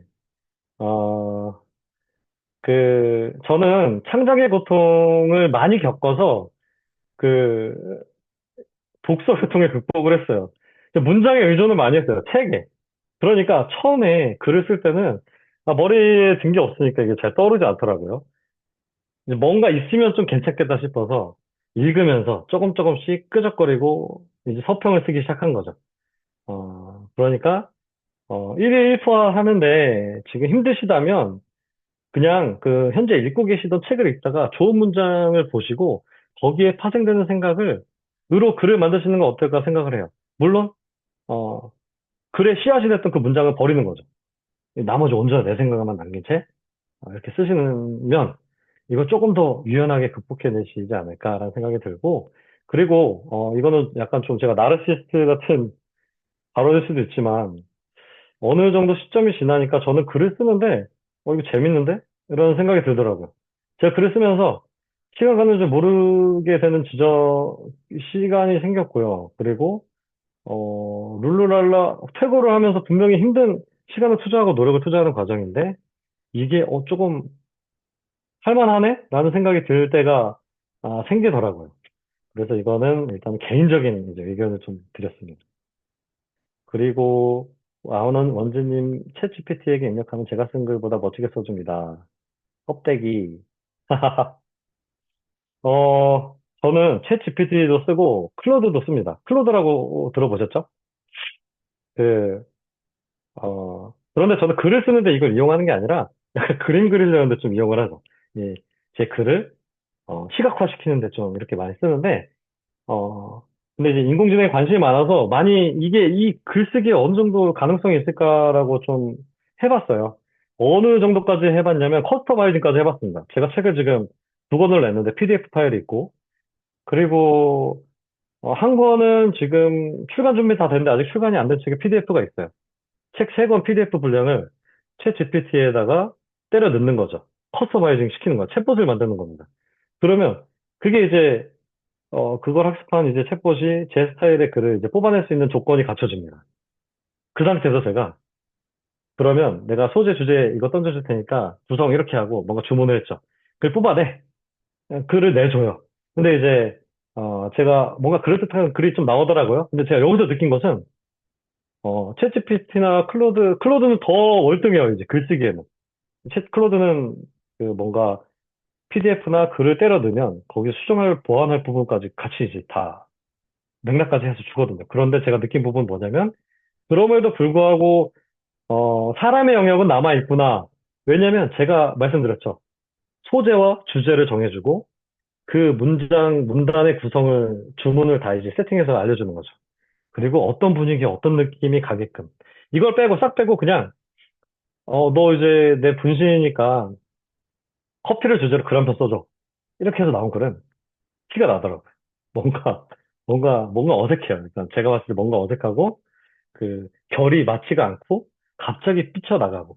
그래서 일단은 멋지게 써주는 방향으로 가고는 있지만, 어, 사실은 이 껍데기에 혼을 불어넣을 수 있는 것은 그걸 활용하는 사용자가 아닐까라는 생각을 합니다. 소재와 주제에 결국에는 그 글의 모든 것이 다 혼이 담겨 있으니까요. 그거를 이제 원주님께서 지정을 해주시고 주문을 하는 거죠. 그리고 이제 그렇게 글이 튀어나오잖아요. 근데 이제 버릴 필요는 없어요. 없다고 생각해요. 그걸 통해서 이제, 넌 이렇게 썼어? 근데 뭐 이 부분 마음에 안 들고 쳐내고 뭐 이것저것 구성 바꾸고 뭐 이어붙이고 다른 걸 좀 제안해봐 해서 고치면 원주님의 글이 되는 거죠. 그 소재와 그 글이, 주제가 고스란히 들어가 있고, 그 중간 과정을 모두 지침을 주면서 바꿨잖아요. 그래서 저는 개인적으로, 어, 사람의 영역은 남아있고, 어, 그것은 이제 좀 대체가 어렵지 않을까라는 아주 개인적인 생각입니다. 책 추천. 이거 너무 광범위한데요? 이건 제가 마지막에 좀 말씀드릴게요. 동원 작가님 또 글쓰기, 책 쓰기 관련된 책을 추천을 부탁드립니다. 책은, 책 쓰기는, 이거를 추천드립니다, 이 책을. 이거 제목 보이시나요? 이렇게 작가가 되었습니다라는, 분이 쓰신 글인데, 작년에 안타깝게 돌아가셨어요, 사고로. 그런데 제가 이 책을 최근에 읽었는데, 저는 책 쓰기나 글쓰기에 관한 책을 쓰려고 생각을 했었거든요. 그런데 이제 이 책을 읽으면서, 이렇게 이 글보다 더 잘 못 쓰겠는데? 라는 생각이 들더라고요. 그래서 여러분들께 아주 쉽게 쓰여진 책입니다. 그래서 한번 책을 한번 읽어보시기 권해드려요. 다음 이제 원진님은, 어, 이 글은 제가, 원진님 질문은 아까 그 질문이시죠? 이게 좀 약간 순서가 이렇게 됐고, 감사합니다. 이게 그 글쓰기 100일장 공모전에 대해서 일단 살짝 말씀드릴게요. 여러분들 이거 문턱 되게 낮습니다. 결론부터 말씀드릴게요. 도전하는 사람들이 많지 않아요.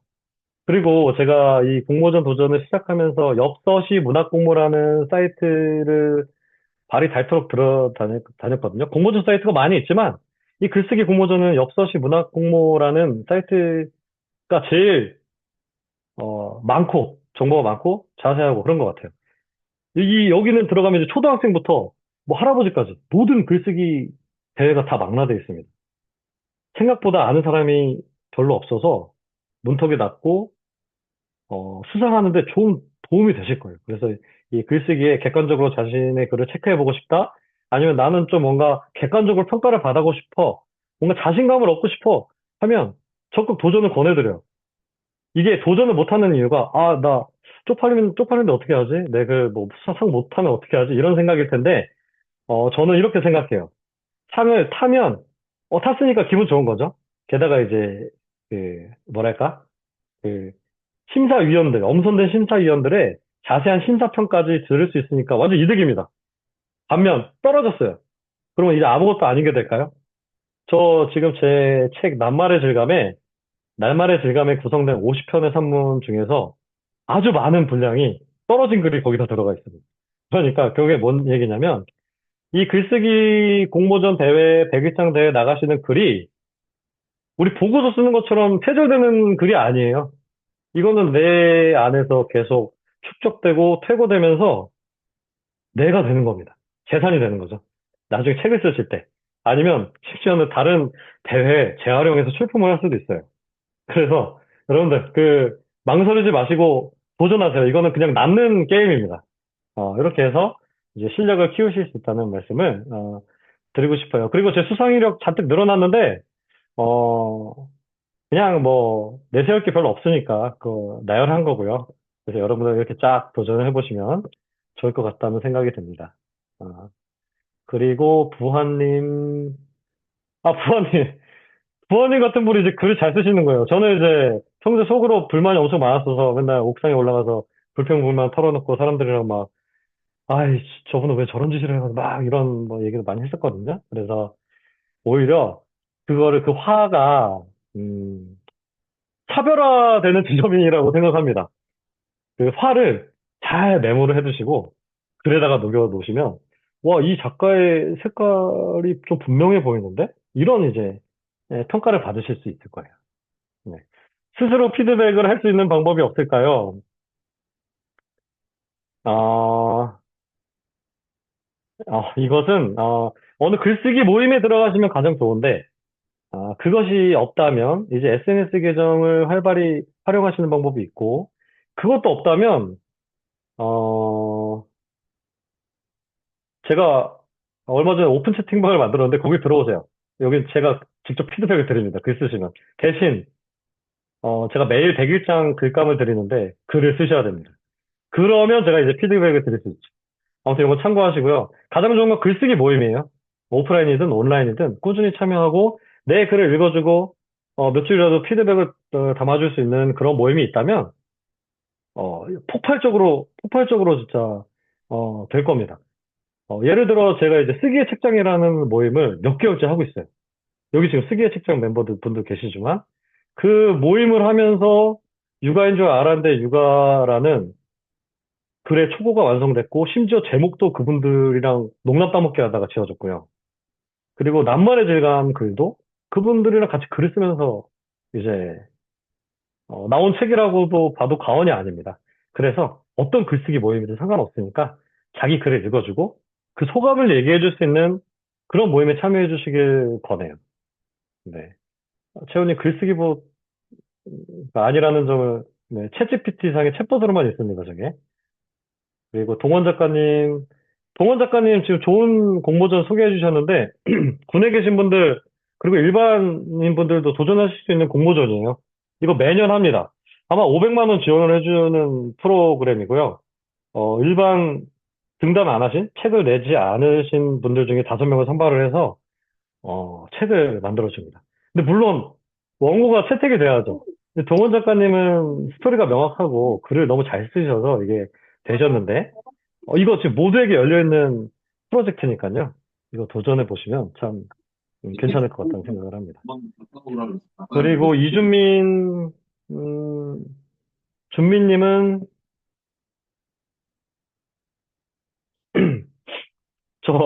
지금 글을 박히는 부분이 나오죠.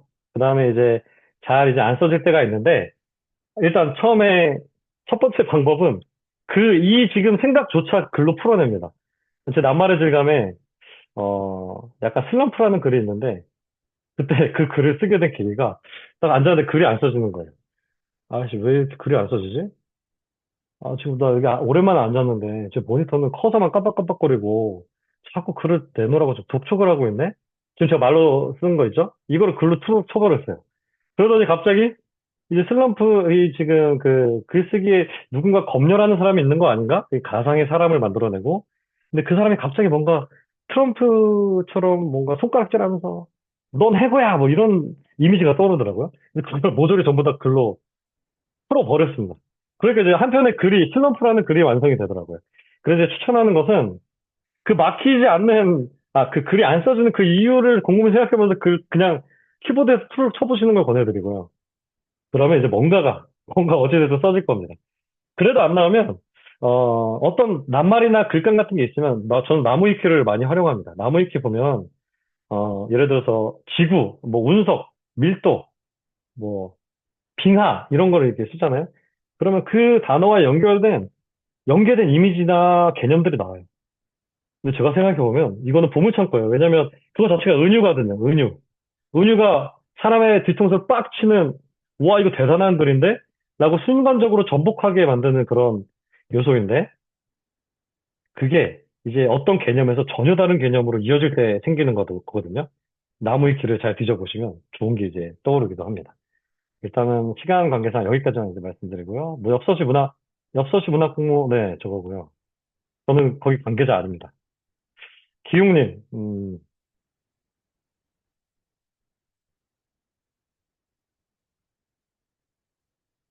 이거는, 기계적으로 할 수 있는 방법이 있어요.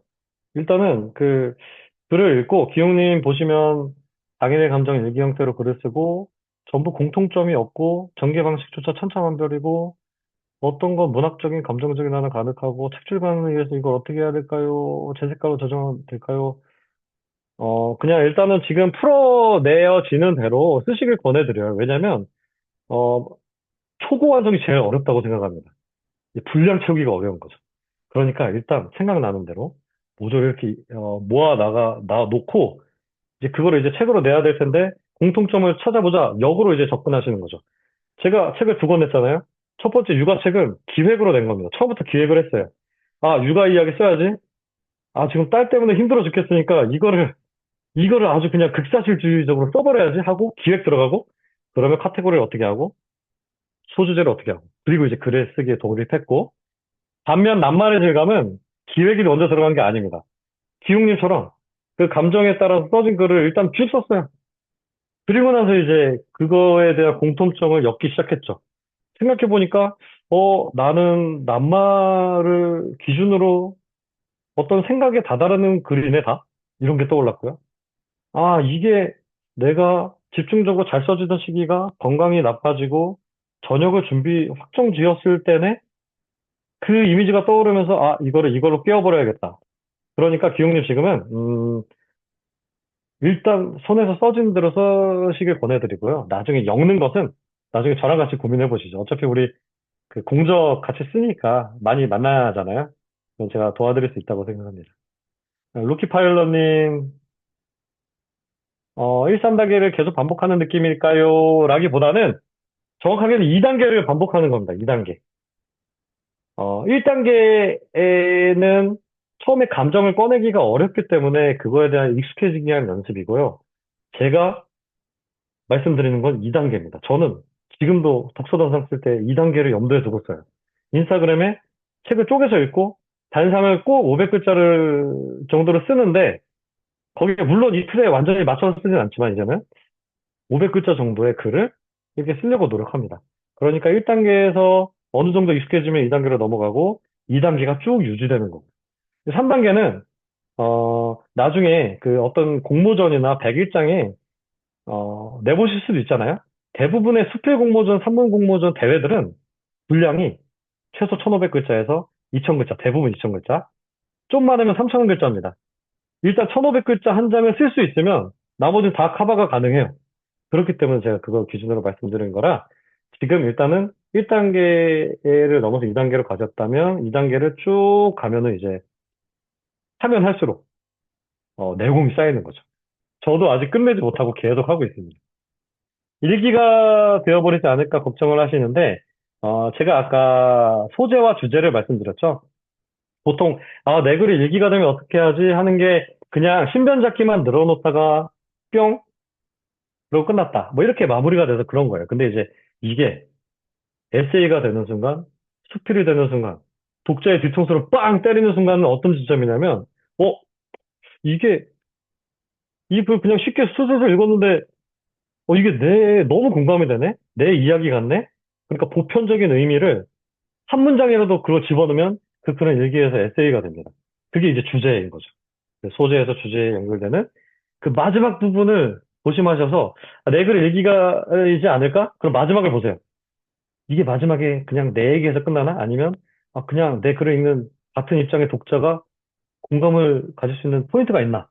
그러면 이제 그 글은 차원이 다른 글로 업그레이드가 됩니다. 마무리 이제 최용 작가님께서 이제 마무리 이야기를 하셨으니까 아쉽지만 여기까지 카메라를 제가 이거 한 가지 더 할게요. 경청해 주셔서 감사합니다. 마무리는 이제 카메라 개방하고 인증샷 찍을 테니까요. 카메라를 한번 개방해 주시고요. 어려우시면 뭐 어쩔 수 없고요. 이제 한번 이 순간을 좀 남겨보겠습니다. 네, 이상입니다. 작가님.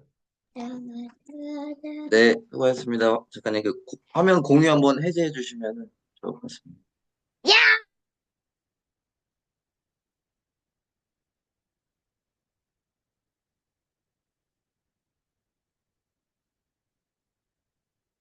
되나요?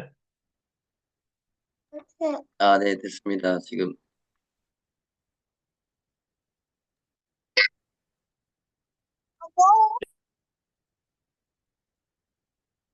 대기가 지금 좀 난리라서 꽃피는 빨리 얘기도 안 하겠습니다. 오늘 설명이 넘어가지고 이게 다 나올지 모르겠습니다. 화면 개방돼 있는 거 하고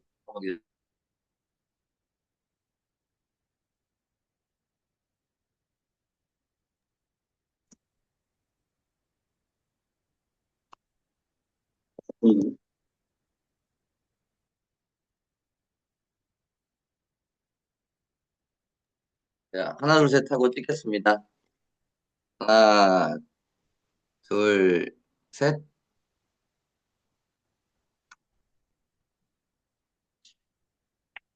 입니다.